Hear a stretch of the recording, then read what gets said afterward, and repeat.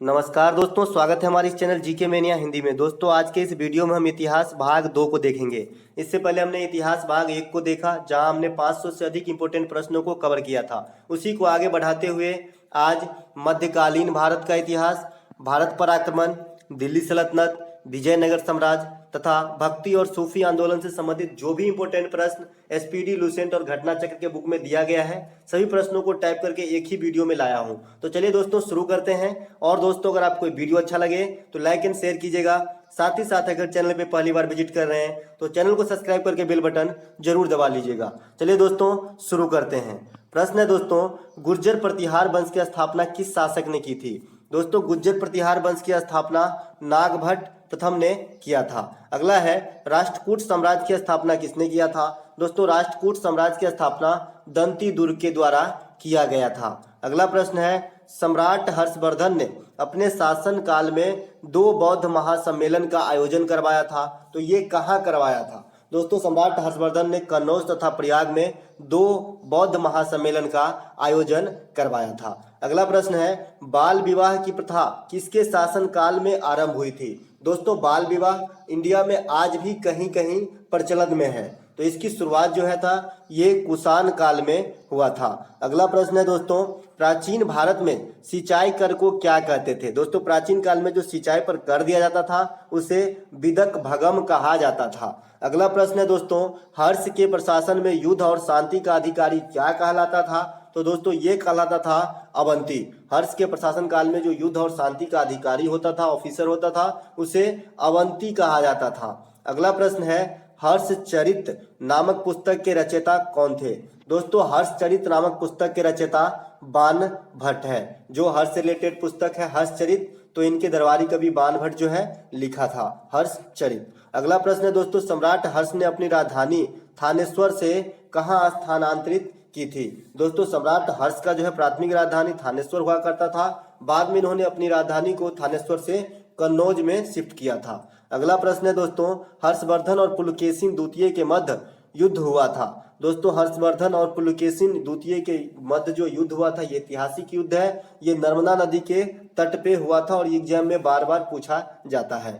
अगला प्रश्न है दोस्तों, प्रसिद्ध यात्री हेनसांग किस राजा के शासन काल में भारत आया था? ये भी क्वेश्चन इंपॉर्टेंट है। तो ये हर्षवर्धन के शासन काल में भारत आया था और हेनसांग को जो है यात्रियों का राजकुमार भी कहा जाता है। हेनसांग को जो है यात्रियों का राजकुमार भी कहा जाता है तथा शाक्य मुनि भी कहा जाता है। अगला प्रश्न है, गुप्तोत्तर काल में कौशय शब्द का प्रयोग किस शब्द के लिए किया जाता था? तो दोस्तों, गुप्तोत्तर काल में जो है रेशम के लिए कौशय शब्द का प्रयोग किया जाता था। दोस्तों, क्वेश्चन पूछा जा सकता है कि रेशम की उत्पत्ति किस काल से माना जाता है? तो ये गुप्तोत्तर काल से ही माना जाता है, क्योंकि गुप्तोत्तर काल के बाद जो है रेशम जो है पहचान लिया गया था, वहां से प्रचलित था रेशम की खेती। अगला प्रश्न है दोस्तों, गुप्तोत्तर काल में प्रमुख व्यापारिक केंद्र था। दोस्तों, गुप्तोत्तर काल में प्रमुख व्यापारिक केंद्र जो था ये कन्नौज था, वहां का प्रमुख व्यापारिक केंद्र। अगला प्रश्न है, प्रसिद्ध पुस्तक प्रियदर्शिका, रत्नावली तथा नागानंद के रचयिता कौन है? दोस्तों, ये तीनों ही पुस्तक के रचयिता स्वयं हर्षवर्धन है। हर्षवर्धन के द्वारा लिखा गया ये तीनों ही पुस्तक प्रियदर्शिका, रत्नावली तथा नागानंद। अगला प्रश्न देखते हैं, नालंदा विश्वविद्यालय को किसने विध्वंस किया था? दोस्तों, नालंदा विश्वविद्यालय को बनाने का काम जो है ये कुमारगुप्त प्रथम के द्वारा करवाया गया था, जो गुप्त वंश से संबंधित था। वहीं से विध्वंस डिस्ट्रॉयड करने का काम जो है बख्तियार खिलजी के द्वारा किया गया था। दोस्तों, अगर हिस्ट्री का पहला पार्ट नहीं देखा है तो आप जो है बहुत सारी चीज मिस कर रहे हैं। डिस्क्रिप्शन में लिंक दिया गया है, वहां से क्लिक करके हिस्ट्री का पहला पार्ट भी देख ले, ताकि आपको हिस्ट्री का एक संपूर्ण तैयारी हो सके, क्योंकि सभी चीज जो है क्रमबद्ध पढ़ाया जा रहा है। अगला प्रश्न है दोस्तों, महान सम्राट हर्षवर्धन किस वंश से संबंधित थे? दोस्तों, महान सम्राट हर्षवर्धन पुष्यभित्ति वंश से संबंधित थे। अगला प्रश्न देखते हैं, गुप्तोत्तर काल में भारत में मुख्यतः किसका आयात किया जाता था? दोस्तों, वैसे तो बहुत सारे चीजों का आयात किया जाता था गुप्तोत्तर काल में, लेकिन जो मुख्यतः आयात किया जाता था अधिकांश ये घोड़ों का किया जाता था। अगला प्रश्न देखते हैं, जो प्राचीन भारत में स्थापत्य कला से संबंधित है। खजुराहो का मांगतेश्वर मंदिर किस देवता को समर्पित है? दोस्तों, खजुराहो का मंदिर जो है ये चंदेल राजाओं के द्वारा बनाया गया था। तो वहां पर एक मांगतेश्वर मंदिर है, तो ये समर्पित है भगवान शिव को। अगला प्रश्न देखते हैं, 100 से भी अधिक बौद्ध गुफाएं कहाँ स्थित है? दोस्तों 100 से अधिक छोटे छोटे बौद्ध गुफाएं जो है ये कन्हेरी की गुफा में स्थित है। और कन्हेरी की गुफा कहाँ है? तो ये महाराष्ट्र में स्थित है। अगला प्रश्न देखते हैं, त्रिमूर्ति के नाम से किस गुफा यानी केव को जाना जाता है? दोस्तों त्रिमूर्ति के नाम से एलिफेंटा के गुफा को जाना जाता है और ये भी महाराष्ट्र में स्थित है। और ये अरब सागर, ये जो समुद्र है अरब सागर, उसके बीच स्थित एक टापू पर स्थित गुफा है। अगला प्रश्न देखते हैं दोस्तों, खजुराहो की मंदिर जो हिंदू जैन धर्म से संबंधित है, इसका निर्माण किसने करवाया था? अभी हमने कहा दोस्तों ये चंदेल शासकों के द्वारा किया गया था। अगला प्रश्न है दोस्तों, एलोरा गुफाओं का निर्माण किन शासकों के द्वारा करवाया गया था? दोस्तों एलोरा की गुफाएं जो है ये राष्ट्रकूट शासक के द्वारा बनवाया गया था। बात करते हैं दोस्तों, अजंता, एलोरा और कन्हेरी तथा एलिफेंटा, ये चारों ही गुफा कहाँ स्थित है? तो ये चारों ही गुफा जो है महाराष्ट्र में स्थित है, जिसमें अजंता, एलोरा और एलिफेंटा तो प्रचलित है, लेकिन कन्हेरी भी याद रखिए ये भी महाराष्ट्र में ही स्थित है। और एग्जाम में आया हुआ क्वेश्चन है कि किस गुफाओं के अंदर 100 से भी अधिक छोटे छोटे बौद्ध गुफाएं विद्यमान है? तो इसका आंसर है कन्हेरी। अगला प्रश्न देखते हैं, शैलकीर्त मंदिर स्थापत्य का आश्चर्य किसे माना जाता है? दोस्तों ये एलोरा के कैलाश मंदिर को शैलकीर्त मंदिर जो है स्थापत्य का आश्चर्य माना जाता है, एक अद्भुत नमूना माना जाता है। अगला प्रश्न है दोस्तों, किस धर्म को राष्ट्रकूटों का संरक्षण प्राप्त था? दोस्तों जैन धर्म का जो है राष्ट्रकूटों का संरक्षण प्राप्त था, क्योंकि अधिकांश जो है राष्ट्रकूट जो है जैन धर्म से प्रेरित थे। अगला प्रश्न देखते हैं दोस्तों, कोणार्क सूर्य मंदिर का निर्माण किस शासक ने करवाया था? दोस्तों कोणार्क का जो सूर्य मंदिर है जो उड़ीसा में स्थित है, तो इसकी जो निर्माण करवाया गया था ये नरसिंह देव बर्मन के द्वारा करवाया गया था। अगला प्रश्न है दोस्तों, काला पैगोडा के नाम से किसे जाना जाता है? ब्लैक पैगोडा, तो ये भी कोणार्क के सूर्य मंदिर को ही ब्लैक पैगोडा के नाम से जाना जाता है। अगला प्रश्न है, मोढेरा का सूर्य मंदिर किस राज्य में स्थित है? दोस्तों मोढेरा का सूर्य मंदिर, कोणार्क का सूर्य मंदिर उड़ीसा, मोढेरा का सूर्य मंदिर गुजरात में स्थित है। अगला प्रश्न है, प्रसिद्ध जगन्नाथ मंदिर किस राज्य में स्थित है? दोस्तों प्रसिद्ध जगन्नाथ मंदिर ओडिशा के पुरी में स्थित है। अगला प्रश्न है, तंजौर का बृहदेश्वर मंदिर जो है किस राज्य में स्थित है? दोस्तों तंजौर का बृहदेश्वर मंदिर जो है ये तमिलनाडु में स्थित है और इसकी जो निर्माण करता है ये राज चोल है। अगला प्रश्न है, भुवनेश्वर तथा पुरी मंदिर का निर्माण किस शैली में हुआ है, किस स्टाइल में हुआ है? तो दोस्तों भुवनेश्वर और पुरी मंदिर का निर्माण जो है ये नागर शैली में किया गया है। किस प्रकार के शैली में बने मंदिर की प्रमुख विशेषता गोपुरम होती है? द्वार जो होती है गोपुरम, ये किस प्रकार के शैली में बनाए गए मंदिर की प्रमुख विशेषता है? तो ये दोस्तों द्रविड़ शैली में बनाए गए मंदिर की प्रमुख विशेषता होती है गोपुरम। इसीलिए दक्षिण भारत के अधिकांश मंदिर में आपको गोपुरम देखने को मिल जाएगा। इसका मतलब है दक्षिण भारत के अधिकांश मंदिर जो है द्रविड़ शैली में बनाई गई है। अगला प्रश्न देखते हैं, चट्टानों को काटकर महाबलीपुरम का मंदिर किस शासकों के द्वारा बनवाया गया? दोस्तों चट्टानों को काटकर महाबलीपुरम का मंदिर जो है पल्लव शासक के द्वारा बनाया गया। अगला प्रश्न है, प्राचीन नगर तक्षशिला किन दो नदियों के मध्य स्थित था? तो दोस्तों प्राचीन नगर तक्षशिला जो है ये सिंधु तथा झेलम नदी के बीच जो है स्थित था। अगला प्रश्न है, ऐतिहासिक दिगंबर जैन तीर्थ स्थल सोनागिरी कहाँ पर स्थित है? दोस्तों ऐतिहासिक जो है जैन तीर्थ स्थल है सोनागिरी, तो ये स्थित है मध्य प्रदेश में। मध्य प्रदेश में स्थित है सोनागिरी, एक जगह का नाम है जहां एक जैन तीर्थ स्थल है और जो खास करके दिगंबर समुदाय के, यानी जैन धर्म में भी दो समुदाय हुए श्वेतंबर और दिगंबर, तो दिगंबर जो नग्न रहते हैं उस समुदाय के ये तीर्थ स्थल है। अगला प्रश्न है दोस्तों, प्रसिद्ध विरूपाक्ष मंदिर कहाँ अवस्थित है? दोस्तों प्रसिद्ध विरूपाक्ष मंदिर जो है यह हम्पी कर्नाटक में स्थित है। अगला है, आदि शंकराचार्य द्वारा कितने मठ की स्थापना की गई थी? दोस्तों आदि शंकराचार्य के द्वारा कुल 4 मठ की स्थापना की गई थी, जो इस प्रकार है, उत्तराखंड में, द्वारका में, पुरी में तथा श्रृंगेरी में। दोस्तों सभी जो है सीरियल वाइज पढ़ाया जा रहा है, तो बोर नहीं होना है। अगला प्रश्न है दोस्तों, प्रसिद्ध बृहदेश्वर मंदिर को किसने बनवाया? दोस्तों प्रसिद्ध बृहदेश्वर मंदिर का निर्माण जो है राजराज चोल के द्वारा किया गया था और इसकी जो है स्थित कहाँ है? तो ये है तंजौर में। तंजौर कहाँ है? तमिलनाडु में। अगला प्रश्न है दोस्तों, माउंट आबू पर स्थित जैन धर्म का प्रसिद्ध दिलवारा मंदिर जो है कहाँ है? दोस्तों माउंट आबू पर स्थित जैन धर्म से संबंधित दिलवारा मंदिर ये राजस्थान में स्थित है। अब देखेंगे दोस्तों, चालुक्य वंश का सबसे महान शासक किसे माना जाता है। दोस्तों, चालुक्य वंश की सबसे महान शासक जो है ये पुलकेशिन द्वितीय को माना जाता है। अगला प्रश्न है, दक्षिण भारत का कौन सा राजवंश अपनी नौसैनिक शक्ति के लिए प्रसिद्ध था। तो दोस्तों, दक्षिण भारत का चोल वंश जो है अपने नौसेना शक्ति के लिए प्रचलित था।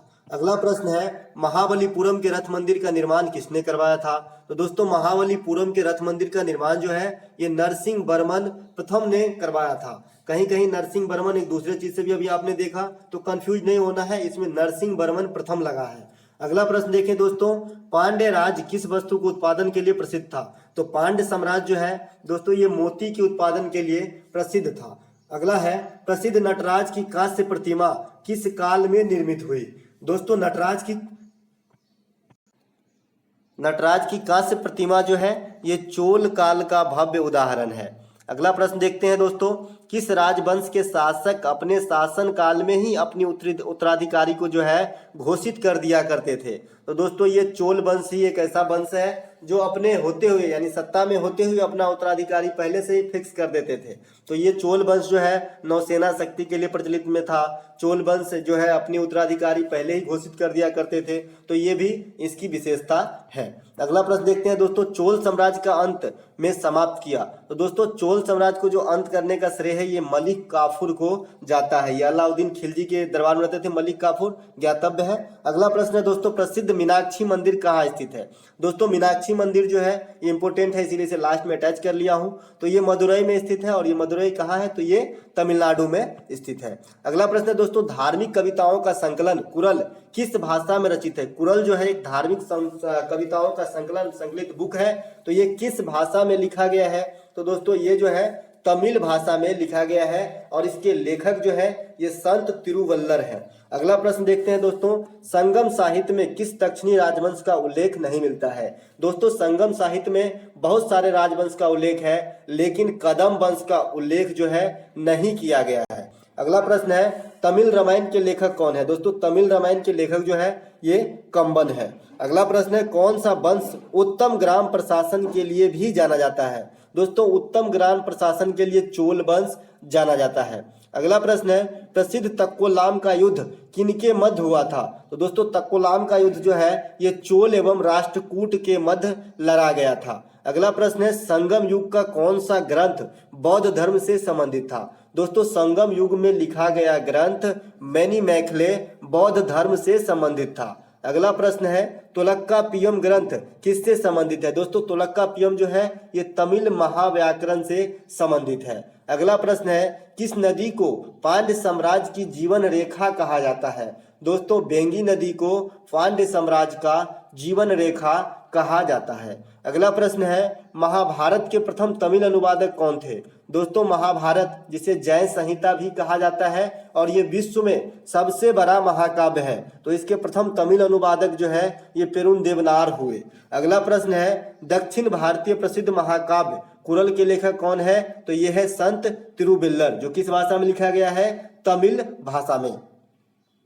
अगला प्रश्न है, संगम में युगीन चोल शासकों का धर्म क्या है। दोस्तों, संगम काल में जो संगम युगीन चोल शासकों का धर्म जो है ये शैव धर्म से संबंधित थे अधिकांश चोल शासक। अगला प्रश्न है, संगम काल में सर्वाधिक प्रचलित व्यवसाय था। दोस्तों, संगम काल में ऐसे तो बहुत सारे व्यवसाय प्रचलन में थे, लेकिन सबसे अधिक प्रचलित व्यवसाय जो है ये वस्त्र उद्योग हुआ करता था। अगला प्रश्न है दोस्तों, तमिल साहित्य में यूनानी रोमन व्यापारियों को क्या कहा गया है। तो दोस्तों, तमिल साहित्य में यूनानी रोमन व्यापारियों को यवन कहा गया है, यवन, और कंफ्यूज नहीं होना है, यवन जो है जौ को भी कहा जाता है। अगला प्रश्न है दोस्तों, संगम काल में राजा को दिए जाने वाला शुल्क कहलाते थे। तो दोस्तों, संगम काल में जो राजा को टैक्स दिया जाता था, कर दिया जाता था, उसे करमई कहा जाता था। अब अगला प्रश्न देखते हैं, प्राचीन साहित्य एवं साहित्यकार से रिलेटेड। अगला है, हिंदू विधि की प्रसिद्ध पुस्तक दाय भाग के रचयिता कौन है। तो दाय भाग के रचयिता है जिबूती वाहन, और किस चीज से संबंधित है, विधि से यानी कानून से। अगला प्रश्न देखते हैं, कल्हन द्वारा रचित राज तरंगिणी को किसने आगे बढ़ाया। तो ये श्रीवर ने आगे बढ़ाया, और इसके रचित कौन है, जो है कल्हन। राज तरंगिणी में क्या दर्शाया गया है, कश्मीर के इतिहास को। अगला प्रश्न देखते हैं दोस्तों, पंचतंत्र मूल रूप से किसके द्वारा लिखी गई थी? दोस्तों पंचतंत्र जो है ये पंडित विष्णु शर्मा के द्वारा लिखा गया है। ये एक दंत कथा का जो है संकलन है, जो आजकल तो बहुत सारे भाषा में इसका अनुवाद कर लिया गया है। अगला प्रश्न देखते हैं दोस्तों, पंचतंत्र को मुगल काल में किस नाम से फारसी में अनुवाद किया गया? दोस्तों पंचतंत्र को मुगल काल में फारसी में अनुवाद किया गया था, तो इसका नाम था अनवारे सुहोली के शीर्षक से जो है इसको जो है ट्रांसलेट किया गया था फारसी में। अगला प्रश्न है दोस्तों, अष्टधाई के रचयिता कौन है? दोस्तों फेमस पुस्तक है अष्टधाई, तो इनके रचयिता है पाणिनि। अगला है चरक संहिता नामक पुस्तक किस विषय से संबंधित है? दोस्तों चरक संहिता जो है चिकित्सा से संबंधित है। चरक संहिता जो है चिकित्सा से संबंधित है। अगला प्रश्न है, पृथ्वीराज रासों के रचयिता कौन है? तो दोस्तों पृथ्वीराज रासों के रचयिता चंद्रबरदाई हैं। अगला है, गणित की पुस्तक लीलावती के लेखक कौन है? दोस्तों लीलावती जो है गणित से संबंधित पुस्तक है, तो इसके लेखक है भास्कराचार्य। अगला प्रश्न देखते हैं, गीत गोविंद के रचयिता जयदेव किसकी सभा को सुशोभित करते थे? यानी गीत गोविंद के जो लेखक हैं जयदेव, ये किसके दरबारी थे? तो ये थे दोस्तों सेन वंश के शासक लक्ष्मण सेन के दरबारी। अगला प्रश्न है दोस्तों, मिलिंद पन्हो किस भाषा का ग्रंथ है? तो दोस्तों मिलिंद पन्हो जो है ये पाली भाषा का ग्रंथ है।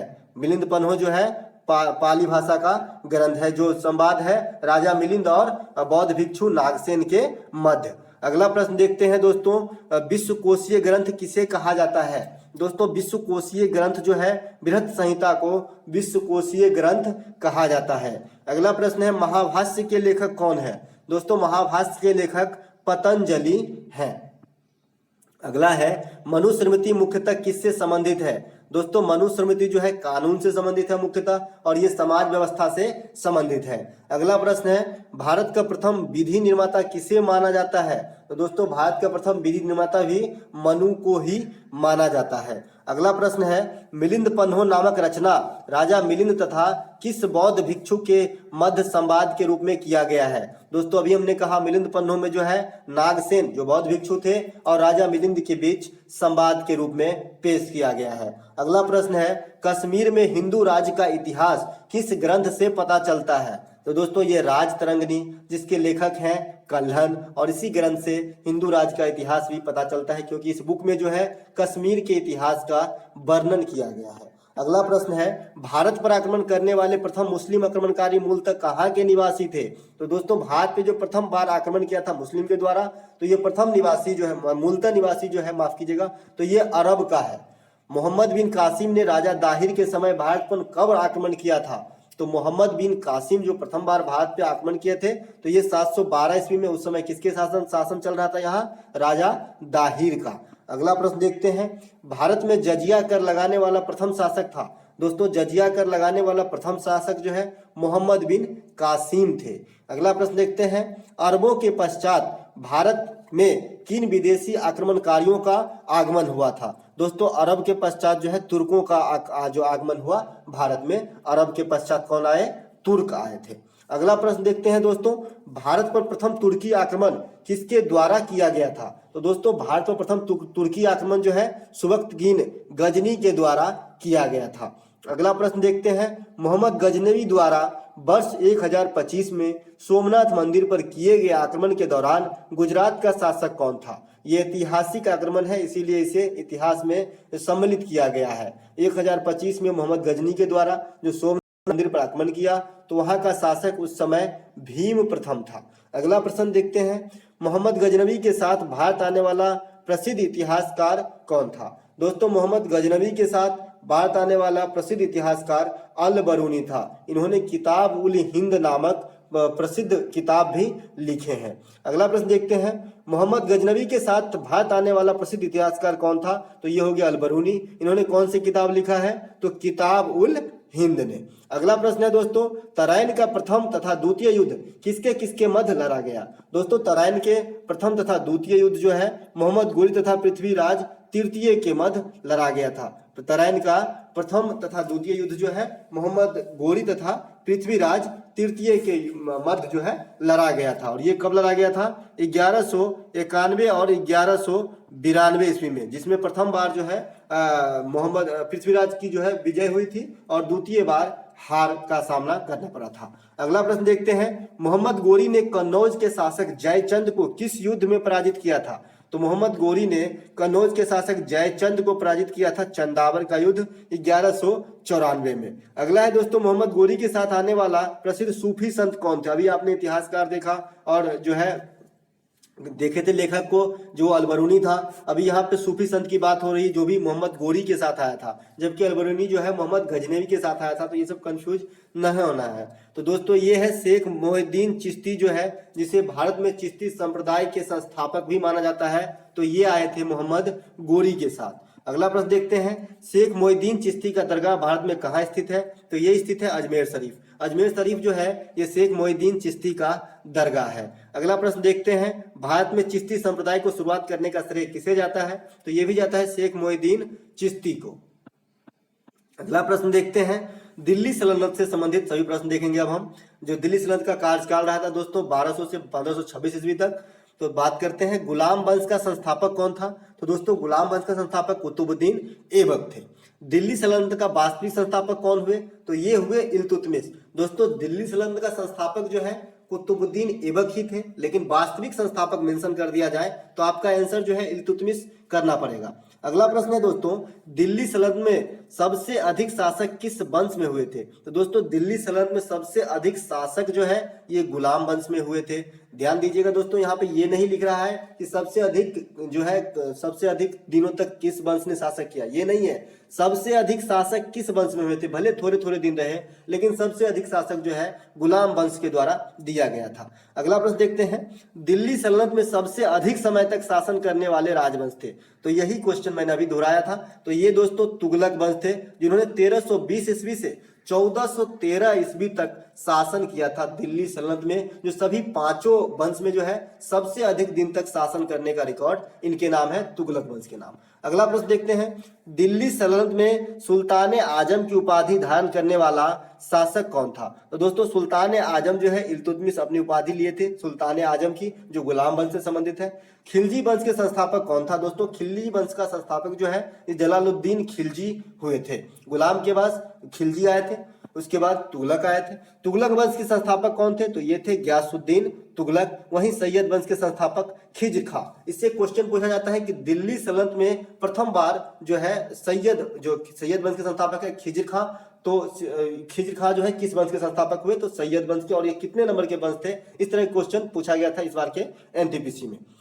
अगला प्रश्न है दोस्तों, लोधी वंश के संस्थापक तथा अंतिम शासक कौन थे? तो दोस्तों लोधी वंश के संस्थापक बहलोल लोधी और अंतिम शासक इब्राहिम लोधी। यही इब्राहिम लोधी के शासक समाप्ति के बाद जो है मुगल वंश की स्थापना हो गई थी 1526 ईस्वी में, याद होगा। अगला प्रश्न देखते हैं दोस्तों, कुतुबुद्दीन ऐबक ने अपने साम्राज्य की राजधानी कहाँ घोषित किया था? दोस्तों कुतुबुद्दीन ऐबक जो गुलाम वंश संबंधित है तो इसकी राजधानी थे लाहौर। अगला है, भारत में तुर्की राज्य का संस्थापक किससे माना जाता है? तो कुतुबुद्दीन ऐबक को। दूसरे शब्दों में यूं कहे तो कुतुबुद्दीन ऐबक क्या थे? तो तुर्क थे।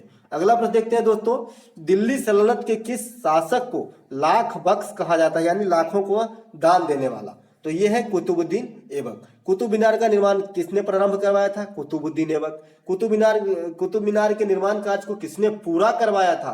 तो ये इल्तुतमिश। दोस्तों कुतुब मीनार जो है इसका निर्माण कार्य का प्रारंभ जो है कुतुबुद्दीन ऐबक के द्वारा ही किया गया था, लेकिन ये बीच में ही मर गए थे। तो इसके बाद जो है इल्तुतमिश के द्वारा उस कार्य को पूरा कराया गया। तो इससे दो आदमी का नाम आता है। पूरा किसने करवाया? तो इल्तुतमिश। प्रारंभ किसने करवाया? तो कुतुबुद्दीन ऐबक। कुतुबुद्दीन ऐबक की मृत्यु कब हुई? दोस्तों 1210 ईस्वी में चौगान खेलते समय हो गया था इनका मृत्यु। अगला प्रश्न है, गुलाम वंश की गद्दी पर इल्तुतमिश किससे अपदस्थ करके बैठा था? तो दोस्तों जैसे ही कुतुबुद्दीन ऐबक की मृत्यु हो गई थी तो उसके बाद जो है आराम शाह को बैठाया गया था दिल्ली के गद्दी पे, लेकिन इसे अयोग्य ठहराते हुए इल्तुतमिश ने इसे गद्दी से हटाकर खुद को सत्ता संभाला था। तो यानी गुलाम वंश के तृतीय शासक हुए इल्तुतमिश और वास्तविक संस्थापक भी इल्तुतमिश ही है गुलाम वंश के। अगला प्रश्न देखते हैं दोस्तों, तुर्कान ए चहलगानी चालीसा दल का गठन किसने किया था? दोस्तों तुर्कान ए चहलगानी दल का जो चालीसा दल का गठन किया था तो ये इल्तुतमिश के द्वारा किया गया था। अगला प्रश्न देखते हैं, मंगोल आक्रमणकारी चंगेज खां भारत के उत्तर पश्चिम सीमा पर किसके शासनकाल में आया? दोस्तों चंगेज खां जो है इल्तुतमिश के शासनकाल में भारत आया था। एकता व्यवस्था को प्रारंभ करने वाला सुल्तान कौन था? तो ये भी इल्तुतमिश ही है जो एकता व्यवस्था को प्रारंभ किया था। अगला है दोस्तों, वर्ष 1236 में नई दिल्ली की गद्दी पे बैठने वाले प्रथम और अंतिम मुस्लिम महिला शासक कौन थी? तो ये थी दोस्तों रजिया सुल्तान। इतिहास में प्रथम बार, भारत के इतिहास में प्रथम बार जो है ये महिला थी जिन्होंने सत्ता को संभाली थी। अगला प्रश्न देखते हैं दोस्तों, रजिया सुल्तान कौन थी? दोस्तों रजिया सुल्तान जो है इल्तुतमिश की पुत्री थी। अगला प्रश्न है, तुर्कान ए चहलगानी को किसने समाप्त कर दिया? तो ये बलबन ने समाप्त कर दिया। स्थापना किसने किया था तुर्कान ए चहलगानी का? जो है ये इल्तुतमिश के द्वारा किया गया था। समाप्त किसके द्वारा किया गया? बलबन के द्वारा। लौह एवं रक्त की नीति का पालन करने वाला सुल्तान कौन था? तो दोस्तों लौह और रक्त की नीति का पालन करने वाला सुल्तान जो है ये बलबन थे। अगला प्रश्न है, बलबन ने किस नाम से सैन्य विभाग की स्थापना की थी? तो दोस्तों बलबन के द्वारा जो सैन्य विभाग की स्थापना किया गया था उसे कहा जाता था दीवान ए अर्ज, दीवान ए अर्ज। अगला प्रश्न है दोस्तों, गुलाम वंश का अंतिम शासक कौन था? दोस्तों गुलाम वंश का अंतिम शासक शमसुद्दीन कैमर्स था। इसके बाद जो है खिलजी वंश की स्थापना इनके शासन की समाप्ति के साथ ही कर लिया गया था। किस शासक को दिल्ली का आदम सुल्तान भी कहा जाता है? दोस्तों दिल्ली का आदम सुल्तान कहा जाता है नसरुद्दीन मोहम्मद को। अगला प्रश्न देखते हैं दोस्तों, खिलजी वंश, इसके कार्यकाल रहे थे 1290 से 1320 ईस्वी तक। रक्त और लौह की नीति को त्याग कर शासन के उदार नीति का अनुसरण करने वाला दिल्ली का सुल्तान था। तो दोस्तों ये थे जलालुद्दीन खिलजी। लौह और रक्त की नीति किसने बनवाया था? बलबन। इसको जो है त्यागा किसने? तो जलालुद्दीन खिलजी ने। अगला प्रश्न देखते हैं, अलाउद्दीन खिलजी के बचपन का नाम क्या था? दोस्तों अलाउद्दीन खिलजी खिलजी वंश में सबसे अधिक फेमस है, तो अलाउद्दीन खिलजी के बचपन का नाम क्या था? तो अली गुरसाब। अगला प्रश्न है दोस्तों, राज्याभिषेक के पश्चात सिकंदर ए सानी की उपाधि किसने धारण की? तो अलाउद्दीन खिलजी ने सिकंदर ए सानी की उपाधि धारण किया था, यानी खुद को दूसरा सिकंदर कहा करते थे। अगला प्रश्न देखते हैं, हजार दिनारी किसे कहा जाता है? दोस्तों हजार दिनारी जो है मलिक काफूर को कहा जाता है, क्योंकि ये गुलाम था, इसे 1000 दिनार में खरीदा गया था। अगला प्रश्न देखते हैं दोस्तों, अलाउद्दीन खिलजी के द्वारा चित्तौड़ पर आक्रमण के समय वहां का शासक कौन था? जब अलाउद्दीन खिलजी ने चित्तौड़ पर आक्रमण किया तो उस वहां के शासक राणा रतन सिंह थे। ये पद्मावत पिक्चर में आपने देखा भी होगा। अगला प्रश्न देखते हैं दोस्तों, दिल्ली सल्तनत पर वह कौन सा सुल्तान था जिसने नगद वेतन की अस्थायी सेना का संगठन किया था? तो दोस्तों ये अलाउद्दीन खिलजी ही थे। अगला प्रश्न है दोस्तों, सर्वाधिक मंगोल आक्रमण किसके शासनकाल में हुए? दोस्तों सबसे अधिक मंगोल आक्रमण भी अलाउद्दीन खिलजी के शासनकाल में ही हुआ था। अगला है, अलाउद्दीन खिलजी के द्वारा अपनाया गया सबसे प्रमुख कृत्य है। दोस्तों अलाउद्दीन खिलजी तो बहुत सारे वैसे अच्छे भी काम किए, कुछ बुरे काम भी किए, तो इसमें सबसे जो फेमस कार्य है इनके, ये बाजार नियंत्रण प्रणाली है। अगला प्रश्न देखते हैं दोस्तों, सल्तनत काल में नहरों का निर्माण तथा डाक व्यवस्था का आरंभ करने वाला सुल्तान कौन था? दोस्तों नहरों का निर्माण तथा डाक व्यवस्था का जो है आरंभ करने वाला सुल्तान जो है ये भी गयासुद्दीन तुगलक हुए। गयासुद्दीन तुगलक के विषय में किसने कहा था दिल्ली अभी दूर है? तो दोस्तों ये कहते हैं निजामुद्दीन औलिया, और ये आजकल भी बोलचाल की भाषा में आम लोगों द्वारा भी जो है प्रयोग कर लिया जाता है, अभी दिल्ली दूर है। अगला प्रश्न देखते हैं दोस्तों, दिल्ली सल्तनत में सर्वाधिक विद्वान सुल्तान कौन हुए? तो दिल्ली सल्तनत में सबसे अधिक विद्वान सुल्तान जो है ये मोहम्मद बिन तुगलक है, मोहम्मद बिन तुगलक है। अगला प्रश्न देखते हैं, मोहम्मद बिन तुगलक ने अपनी राजधानी देवगिरी का नाम बदलकर क्या कर दिया था? तो दोस्तों देवगिरी का नाम बदलकर दौलताबाद रख दिया था, और दौलताबाद इसीलिए कहा जाता है, दौलताबाद शहर को किसने बसाया? तो मोहम्मद बिन तुगलक ने। अगला प्रश्न देखते हैं दोस्तों, कृषि के विकास हेतु मोहम्मद बिन तुगलक ने किस विभाग की स्थापना की थी? इसके सबसे इंपोर्टेंट विभाग थे दीवाने कोही, दीवाने कोही, अमीरे कोही, ये मोहम्मद बिन तुगलक के द्वारा बनाया गया कृषि से संबंधित विभाग है। अगला प्रश्न दोस्तों, मोरक्को निवासी इब्न बतूता किसके शासनकाल में भारत आया था? दोस्तों इब्न बतूता जो भारत आया था ये मोरक्को के निवासी थे, तो ये भी मोहम्मद बिन तुगलक काल में 1333 ईस्वी में भारत का यात्रा किया था।